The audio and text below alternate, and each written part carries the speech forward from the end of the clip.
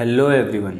अगर मैं आपसे ये सवाल पूछूं कि कौन सा देश दुनिया का सबसे ताकतवर देश है, किस कंट्री की मिलिट्री दुनिया की सबसे स्ट्रॉन्गेस्ट मिलिट्री है, किस देश की इकोनॉमी सबसे बड़ी इकोनॉमी है, किस देश ने सबसे ज़्यादा नोबेल प्राइज़ जीते हैं या फिर किस देश ने सबसे ज़्यादा ओलंपिक मेडल्स जीते हैं, तो आप में से बहुतों के मन में एक नाम आ रहा होगा, अमेरिका अमेरिका अमेरिका। और ये बिल्कुल सही भी है, लेकिन अमेरिका हमेशा से ही सुपर पावर नहीं था। आप लोगों को याद ही होगा कि बचपन में स्कूल की हिस्ट्री बुक्स में हमें ब्रिटिश एम्पायर की कहानियां पढ़ाई जाती थी कि कैसे ब्रिटिश ने पूरी इंडिया को कॉलोनाइज किया था। और यहाँ ना सिर्फ इंडिया बल्कि दुनिया के बहुत से रीजन्स को ब्रिटिशर्स ने कॉलोनाइज किया था। जी हाँ दोस्तों, अमेरिका के पहले ब्रिटिश एम्पायर था दुनिया का सुपर पावर, लेकिन सदियों बाद आज अमेरिका है। सुपर पावर ब्रिटिश एम्पायर से सुपर पावर यूएसए बनने तक के सफर में पावर का जो ट्रांसफर था वो बड़ा ही पीसफुल था। मतलब अमेरिका ने अपने फ्रीडम के लिए कुछ वॉर्स जरूर लड़े थे, लेकिन ओवरऑल ये एक पीसफुल ट्रांजिशन ही था। हम अगर हिस्ट्री में देखें तो जब भी पावर्स के बीच ट्रांसफर होता था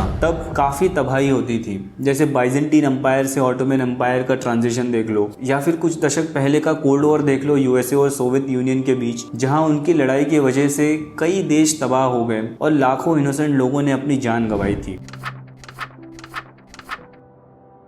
और इवन आज की कंडीशन देख लीजिए, चाइना सुपर पावर की रेस में है और अभी से यूएस और चाइना के बीच पॉलिटिकल टेंशन काफ़ी बढ़ गए हैं। तो ऐसा क्या होता है कि ब्रिटिश एम्पायर से पावर खिसक के चली जाती है यूएस के पास और कोई बड़ा तमाशा नहीं होता है, कोई दुश्मनी नहीं रहती, और बल्कि ये दोनों तो काफ़ी अच्छे दोस्त हैं आज के समय में। कैसे यूएसए सुपर पावर बनता है, इन्हीं सभी सवालों का जवाब जानने की कोशिश करते हैं इस वीडियो में। During the Civil War, the U.S. had greatly increased its production of manufactured products, dictating a desire to find new markets abroad and a need for more raw materials. Some believe that if the U.S. lacked powerful armed forces, it would not be able to defend its economic interests. Saddam Hussein and his sons must leave Iraq within 48 hours.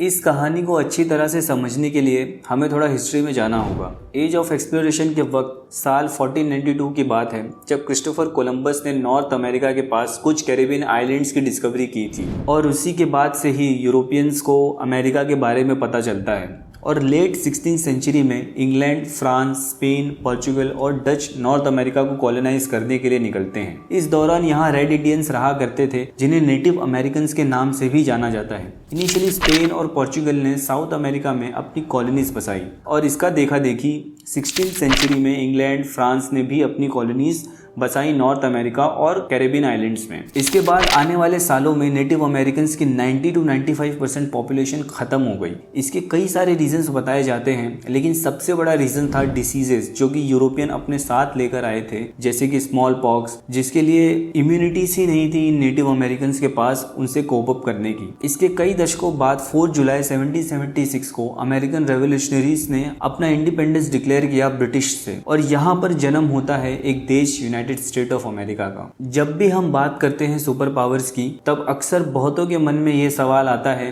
कि आखिर कैसे जज किया जाता है कि कोई country super power है। आखिर ऐसे क्या पैरामीटर्स होते हैं जिससे पता लगता है कि ये कंट्री सुपर पावर है कि नहीं। लॉजिकली देखा जाए तो एक सबसे इंपॉर्टेंट फैक्टर है मिलिट्री स्ट्रेंथ, लेकिन सिर्फ इतना ही नहीं है। आप देख सकते हो अमेरिका के प्रोडक्ट्स, फिल्में और सेलिब्रिटीज कितनी ज्यादा इन्फ्लुएंशियल है पूरी दुनिया में। कुछ भी अमेरिका में होता है तो उससे कैसे पूरी दुनिया कितनी जल्दी इन्फ्लुएंस हो जाती है। डेफिनेटली बहुत से ऐसे फैक्टर हैं जो सुपर पावर की पोजीशन डिसाइड करते हैं। मैंने 5 फैक्टर्स लिए हैं अपने हिसाब से: military, economics, politics, territories expansion और कल्चर इन्फ्लुएंस। और मैं आज के इस वीडियो में इन्हीं 5 फैक्टर्स पे बात करूंगा। इंडिपेंडेंस के बाद यूएसए और ब्रिटिश के बीच की कहानी इतनी अच्छी भी नहीं होती है। 1776 में अमेरिकन रेवोल्यूशनरीज ने अपनी आजादी मान तो ली थी, लेकिन अब तक उसे रिकॉग्निशन नहीं मिल पाया था बड़े सारे कॉलोनियल पावर्स से। इस दौरान 1775 में फर्स्ट वॉर ऑफ इंडिपेंडेंस लड़ी जाती है अमेरिकन पेट्रियार्ट्स फोर्स और ब्रिटिश आर्मी के बीच, और 1783 में पेरिस ट्रीटी साइन होती है, जब British empire United State of America को एक सॉवरेन और इंडिपेंडेंट स्टेट के रूप में रिकॉग्नाइज करता है। कुछ दशकों बाद 18 जून 1812 में फिर से एक और वॉर लड़ी जाती है ब्रिटिश एम्पायर और यूएसए के बीच। आगे आने वाले समय में इंडस्ट्रियल और इकोनॉमिकल ग्रोथ होता है, लेकिन पॉलिटिकल स्टेबिलिटी उतनी नहीं रहती यूएसए में। में 1861 से 1865 तक अमेरिकन सिविल वॉर चलती है, जो कि नॉर्थ यूनियन और साउथ कॉन्फेडरेंसी के बीच होती है स्लेवरी के मुद्दे पर। लेकिन ये सब के बावजूद अमेरिका ने अपने आप को यूरोपियन पॉलिटिक्स से दूर ही रखा था। वहाँ यूरोप में ब्रिटिश एम्पायर अपने प्राइम टाइम में था। ब्रिटिशर्स ने इंडिया को कॉलोनाइज कर दिया था पूरी तरह से, और रिसोर्सेस एक्सप्लोटेशन, मनी ड्रेनिंग हो रही थी इंडिया से यूके की तरफ। यहाँ से अमेरिका का वर्ल्ड पावर बनने का सफर शुरू होता है और ब्रिटिश एम्पायर का डिक्लाइन स्टार्ट होता है। ब्रिटिश के एपेटाइट की वजह से उनके कई सारे कॉलोनाइज्ड नेशन में नेशनल इंडिपेंडेंस मूवमेंट स्टार्ट हुई, और यहाँ सिविल वॉर के बाद अमेरिका में काफी डेवलपमेंट और प्रोग्रेस हुआ जब स्लेवरी खत्म हुआ यूएसए से। टेक्नोलॉजिकल इनोवेशन जैसे कि स्टीम बोर्ड, पैसेंजर ट्रेन्स और फैक्ट्री मशीन, इसने ट्रांसफॉर्म कर दिया था यूनाइटेड स्टेट्स को एक अग्रारियन कंट्री से इंडस्ट्रियल कंट्री में, और यहाँ से उनका इंटरेस्ट बढ़ता है अपनी टेरिटरीज को एक्सपांड करने में। और यहाँ हमारा पहला फैक्टर आता है टेरिटोरियल एक्सपांशन। अमेरिकन आइडियोलॉजी हमेशा से ही कॉलोनियलिज्म के अगेंस्ट थी, लेकिन ये सभी सिर्फ कागजी बातें हैं। यूनाइटेड स्टेट नॉर्थ और साउथ अमेरिका में बहुत से टेरिटरीज को कॉन्कर कर लेता है। वो कॉलोनियलिज्म पे बिलीव नहीं करते, लेकिन इंपीरियलिज्म पे करते हैं। और इस वक्त ब्रिटिश और यूएसए एक दूसरे के राइवल बन चुके थे,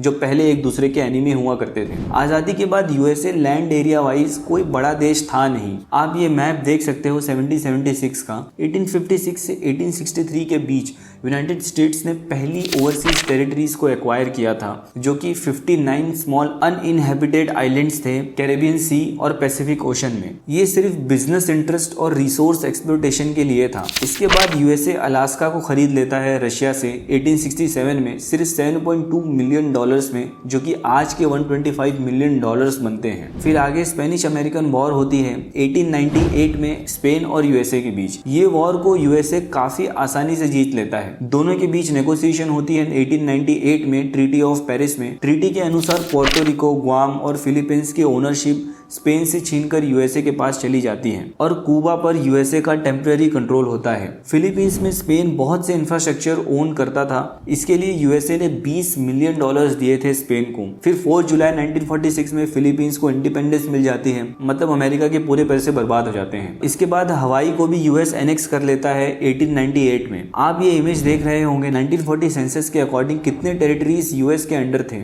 इन टेरिटरीज में यूनाइटेड स्टेट्स ने मिलिट्री बेसिस एस्टेब्लिश की, कोल स्टेशन सेटअप किए अमेरिकन मर्चेंट और वॉरशिप के लिए, इकोनॉमिक कंसेशन एक्सट्रैक्ट किए लोकल इंडस्ट्रीज से, और इवन एक्सपेरिमेंटल और डेंजरस मेडिकल ट्रीटमेंट टेस्ट किए रेसिडेंट्स पे। दूसरी तरफ लेट 19th सेंचुरी और अर्ली 20th सेंचुरी में ब्रिटिश एम्पायर अपने टेरिटरीज खोते जा रहा था। कॉलोनीज में पॉलिटिकल अनस्टेबिलिटी बढ़ते जा रही थी। फ्रीडम मूवमेंट अपने पीक पर था।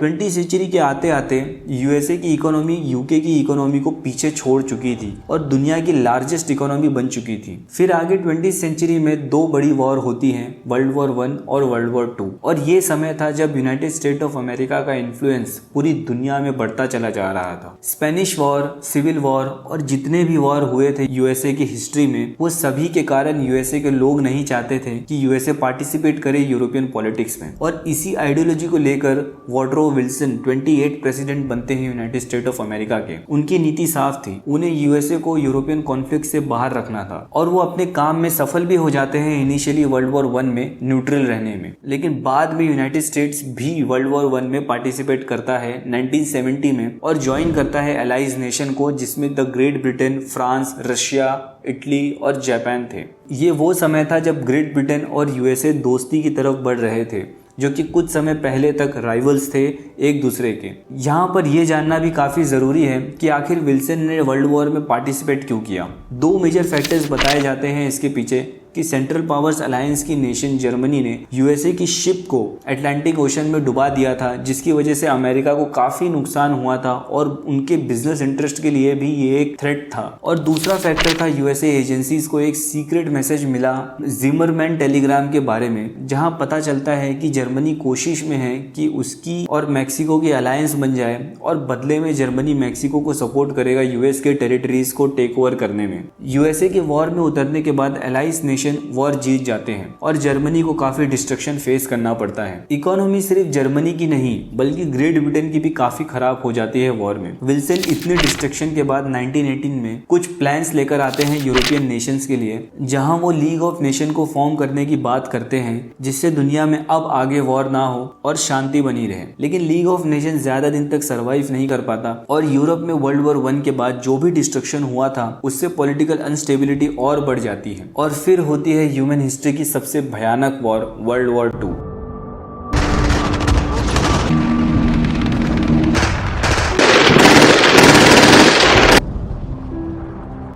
इस वॉर में भी अमेरिकन्स नहीं चाहते थे कि वो पार्टिसिपेट करे यूरोपियन मैटर्स में और ऐसा ही होता है। यूएसए इस बार भी वर्ल्ड वॉर 2 में पार्टिसिपेट नहीं कर रहा था, लेकिन अमेरिका बैकडोर से अलाइंड नेशन को सपोर्ट कर रहा था वॉर के आउटकम्स को अपने हिसाब से इन्फ्लुएंस करने के लिए। अलाइड नेशन को यूएसए मिलिट्री और लोन्स के जरिए काफी हेल्प भी करता था, लेकिन इसके बाद भी यूएसए एंटर नहीं करता है वर्ल्ड वॉर 2 में। लेकिन 7 दिसंबर 1941 को एक इंसिडेंट होता है जिसने पूरे अमेरिका को हिला कर रख दिया। off Pearl Harbor and the severe bombing of Pearl Harbor by enemy planes undoubtedly Japanese. Japan attack कर देता है पर्ल हार्बर में जहां यूएस के नेवल बेसेस सिचुएटेड थे। इसकी वजह से 2400 लोगों की जानें जाती हैं और जापान से बदला लेने के लिए अब यूएसए जंग छेड़ देता है जापान के अगेंस्ट और अब यूएसए भी वर्ल्ड वॉर में पार्टिसिपेट कर लेता है अलाइड नेशन के सपोर्ट में। आगे जर्मनी वॉर हार जाती है। यूएसए को ग्राउंड पर लड़कर जापान को हराना काफी कॉस्टली पड़ रहा था, कई सोल्जर्स की जान जाती है। इसलिए 6 अगस्त 1945 को यूएसए एटॉमिक बॉम्ब ड्रॉप कर देता है हिरोशिमा और नागासाकी पे, जिसकी वजह से लाखों लोग मारे जाते हैं।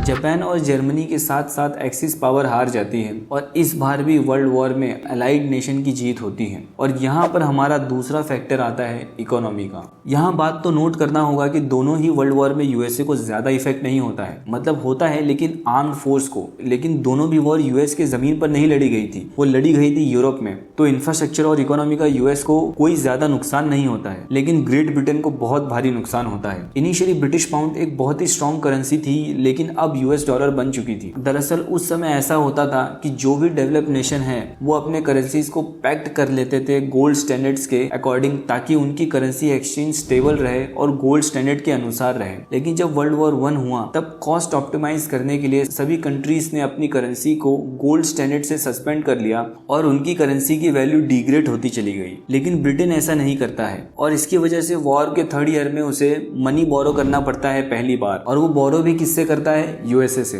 और ना सिर्फ यूके बल्कि सभी डेवलप कंट्रीज अपने गोल्ड देकर यूएस डॉलर बॉन्ड्स खरीदती हैं। फिर जब वर्ल्ड वॉर 2 आता है, इस समय फिर से यूरोपियन कंट्रीज को वेपन्स की जरूरत होती है। इस समय यूएसए उन्हें आर्म्स और वेपन सप्लाई करता था और जिसकी पेमेंट वो गोल्ड में किया करते थे, जिसकी वजह से दुनिया का मेजोरिटी ऑफ गोल्ड यूएसए के पास चला जाता है। बाद में बहुत सी कंट्रीज की करेंसी डीवैल्यूड हो जाती है। उसके बाद 1944 में ब्रेटन वुड एग्रीमेंट होती है 44 अलाइड नेशन के बीच, जहां ये तय किया जाता है कि अब सभी फॉरेन करेंसी गोल्ड से नहीं बल्कि यूएस डॉलर से पैक्ड होंगी और इसके बदले यूएस डॉलर देकर कभी भी गोल्ड रिडीम करा जा सकता है। इससे यूएस डॉलर की डिमांड बढ़ती चली गई। इनिशियली क्या होता था कि गोल्ड एज ए रिजर्व होता था तो कंट्रीज को मेंटेन करने में भी काफी प्रॉब्लम होती थी, लेकिन अब जो कि गोल्ड डॉलर से लिंक्ड है तो बड़ा आसान होता था उनके लिए कि वो डॉलर खरीदते और रिजर्व करके रखते। फिर बाद में वियतनाम वॉर होती है और जिसमें काफी खर्चा होता है यूएसए का, और कई सारे डेवलपमेंट प्रोग्राम्स भी होते हैं यूएसए में, जिसकी वजह से यूएसए को डॉलर्स को ज्यादा स्पेंड करना पड़ता था और इसकी वजह से उन्हें ज्यादा नोट प्रिंट करने पड़ते थे।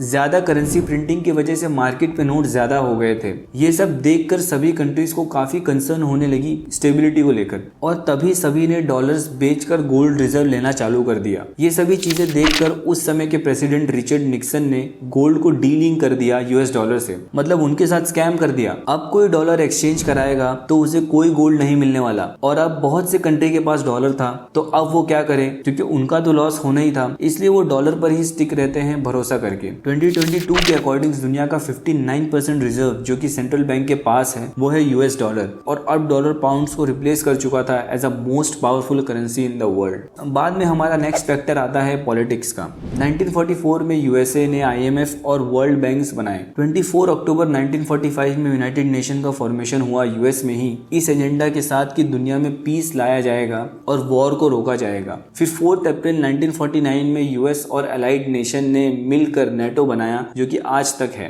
इन सभी ऑर्गेनाइजेशन में यूएस का पूरा कंट्रोल था। ये सभी ऑर्गेनाइजेशन यूएस के अकॉर्डिंग ही काम करा करते थे, भले ही ऑन पेपर और दुनिया को दिखाने के लिए वो कहे कि ये फ्री एंड फेयर है, लेकिन ऐसा कुछ नहीं था। वर्ल्ड वॉर के बाद ब्रिटिश एम्पायर खत्म हो गया था और सुपर पावर की पोजीशन खाली पड़ी थी। उस समय उस पोजीशन पर बैठने के लिए सिर्फ 2 ही कंट्री बचे हुए थे, एक यूएसए और दूसरा सोवियत यूनियन, और इन दोनों के बीच शुरू होती है कोल्ड वॉर। ये दरअसल एक आइडियोलॉजिकल कॉन्फ्लिक्ट थी, जहां ये दोनों देश एक दूसरे के साथ डायरेक्टली नहीं लड़ते थे, बल्कि दूसरी कंट्री में जाकर प्रॉक्सी वॉर करते थे और उस कंट्री को डिस्ट्रॉय कर देते। जैसे इसका केस हम देख सकते हैं कि कैसे यूएस ने फंड किया था तालिबान को यूएसएसआर के अगेंस्ट और एक लंबे समय के लिए अफगानिस्तान को सिविल वॉर में झोंक दिया था। लाखों लोग मारे गए थे इस सिविल वॉर में। 1953 में ईरान में कूप कराया यूएसए ने, निकारागुआ में टेररिस्ट को फंड किया, सीरिया में डिक्टेटर सरकार गिराने के लिए रेबल्स को फंड किया। यहाँ तक कि बहुतों ने ये अक्यूज भी किया है कि कैसे यूएस फंड कर रहा है आईएसआईएस जैसे टेररिस्ट ऑर्गेनाइजेशन को सीरिया में। यहाँ हमारा 4th फैक्टर भी आता है मिलिट्री का।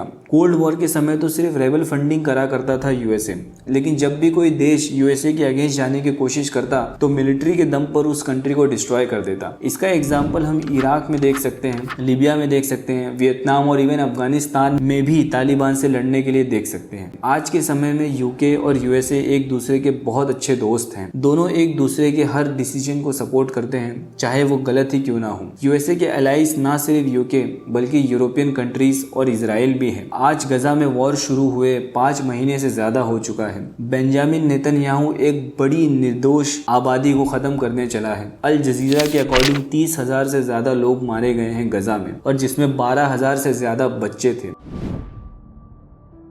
और इजराइल के इस वॉर क्राइम और जेनोसाइड्स को सपोर्ट यूएस और उनके एलाइज बड़ी बेशर्मी के साथ कर रहे हैं, और इस वॉर क्राइम को यूएस भी फंड कर रहा है। आगे हमारा लास्ट फैक्टर आता है कल्चर का। जाहिर सी बात है यूएसए की मूवीज और उनके सेलिब्रिटीज कितने ज्यादा इम्पैक्टफुल है पूरी दुनिया में। दुनिया की सबसे बड़ी मूवी वो भी यूएसए से, रिच सेलिब्रिटीज वो भी यूएसए से, बड़े बड़े स्पोर्टिंग इवेंट्स वो भी यूएसए में ही होते हैं। यूएसए की इकोनॉमी आज पूरी दुनिया की इकोनॉमी में इतना बड़ा शेयर ऑक्यूपाई करती है। इतनी वेल एस्टेब्लिश सुपर पावर से पावर का ट्रांसफर जो यूएसए को होता है वो पीसफुल तो था इन देशों के लिए, लेकिन दुनिया के लिए नहीं। उन कई देशों के लिए नहीं जिसे अमेरिका ने डिस्ट्रॉय कर दिया था। ये दोनों एक समय पे एक दूसरे के एनिमी थे, फिर राइवल्स हुए और अब दोस्त हैं। माना जाता है सुपर पावर्स को रिकॉग्नाइज करना एक इम्पोर्टेंट फैक्टर था जो कि दोनों देशों ने खूब निभाया अपने समय पर। इनिशियली जब ब्रिटेन सुपर पावर था तब यूएसए ने उसे रिकॉग्नाइज किया और उनके इंटरनल पॉलिटिक्स में इंटरफेयर नहीं किया, और आज जब यूएसए है